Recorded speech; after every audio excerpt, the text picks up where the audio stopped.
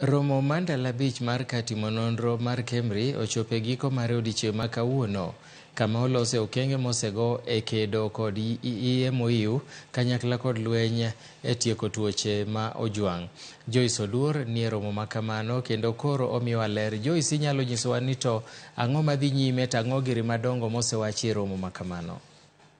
Erokamano ahinya Milton, awinji achiel kachiel kantiere magawa moro manobore Nairobi kae.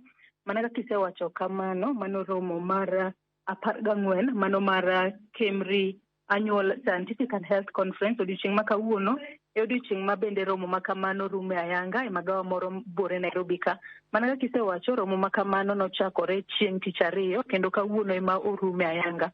Odiochieng' ma kawuono e kinde ma koro romono ochopo e giko, gik mopogore opogore osebed kiwacho mano kochakore chieng' tich ariyo mane romo makamano rumo. Kata kamano odiochieng' ma kawuono weche mane gilosi ahinya otudore kod tuoche mojwang' e pacho kae. Nyaka sani wacho ni nitiere tuoche mathoth ahinya ma ojwang' e pacho kae, ma sirikal ma pacho kae kaachiel kod piny ngima ok osekete maino margi mar mondo mi gitiek tuoche ma kamano chuth. Dr. Pauline Mwinzi ma bende en jalony e tuoche mojwang' e pacho kae, kinde manoloso kodwa wacho ni nyaka sani koro Kenya nitiere kod kata piny Kenya osechako goyo kenge mang'eny ahinya e neno ni otiek tuoche mojwang' ahinya. Kata kamano wacho ni riwruok mochung' ne weche mag thieth e piny ngima oketo maino e tuoche 20 ma ojwang' ma nyaka sani koro osebedo ka hinyo jomopogore opogore e pacho kae. Moko kuom tuoche ma bende giwacho ni mano riwruok mochung' ne weche mag thieth e piny ngima WHO oketo maino margi mar mondo mi gichiwo ranyisi kaka tuono mar kachocho kata bilharzia ma nyaka sani koro giwacho ni thothne hinyo kata thoro mako nyithindo matindo, kaachiel kod tuono mar elephantiasis manyalo miyo tiend ng'ato bedo ma duong' ahinya, kod tuono mar wang' ma bende idendo kanyo kod dho ngere ni trachoma, ma giwacho ni thothne mako jogo mantiere e gwenge kata jogo mawuok e kuonde mipidhe chiaye kata pastoral communities. Nyaka sani koro giwacho ni sirikal ma pacho kae temo mar mondo mi gilos yedhe kata gibed kod yedhe moromo e pacho kae ma ok giketo geno margi ni giyudo mana yedhe kowuok e joma chiwo kony kata jogo ma chunygi olendo kata donors mawuok e pinje maoko. Nyaka sani koro giwacho ni kaluwore ni kidhi e ute thieth mag piny owacho to tek yudo ahinya yedhe mago manyalo geng'o kata manyalo thiedho tuoche mojwang' e pacho kae. Giwacho ni sirikal nyaka sani koro temo mar mondo mi yedhe ma kamago oyudi e ute thieth mag piny owacho e pacho kae kaka yorno mar kedo kod tuoche mojwang' kata neglected tropical diseases ma nyaka sani koro ng'eny ahinya e pacho kae.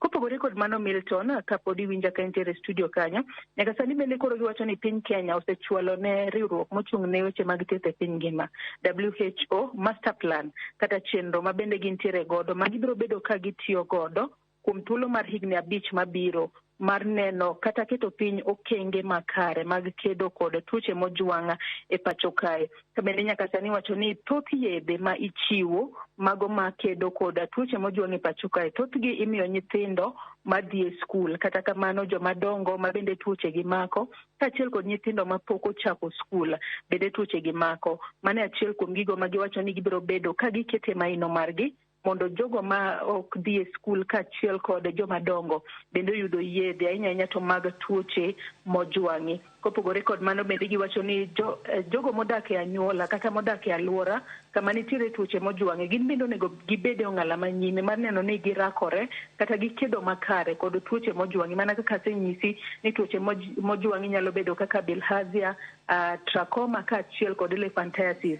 Ginyiso jopiny kata gimedo jiwo jopiny mar mondo mi oket alwora margi obed maler kaka achiel kuom okenge mag kedo kod tuoche mojwang'e pacho kae. To kopogore kod mano Milton, kaketo tenge weche ma otudore kod neglected tropical diseases, bende odiochieng' ma kawuono wayudo thuolo mar loso kod Dr. Edgar Okot, ma bende ochung' ne wechego mag chiemo makare. Nyaka sani koro giwacho ni e pacho kae nitiere atamalo 18 mago mag nyithindo ma othirne pacho kae kata nyithindo ma ok yud chiemo e yo makare.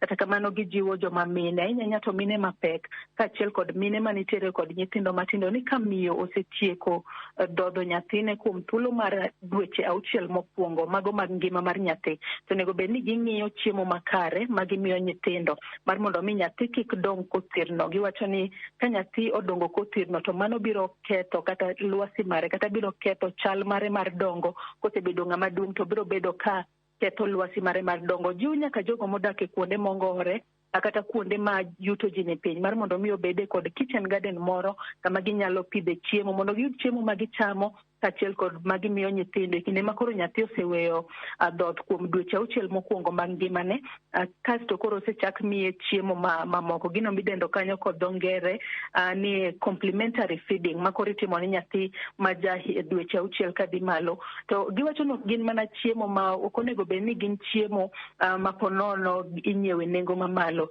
Gijiwo mana jogo modak kuonde ma yuto ji ni piny kaachiel kod jonyuol mamoko no manya chiemo kaluwore kod budget margi mondo nyathi moro amora e pacho kae kik bed ni dongo kothirno. Milton, pod wantiere romo makama kendo pod aluwo chenro makama achiel kachiel. Ang'e ni weche mathoth to wabiro bedo kwayudo e weche manyien mag odiochieng' ma kawuono. Pono nitiere kod penjo, Milton? Aonge penjo, Millicent. Erokamano ahinya kuom report ma Joyce. Erokamano ahinya Joyce Oduor kuom report ma jaber machalo kamano. Wang' wana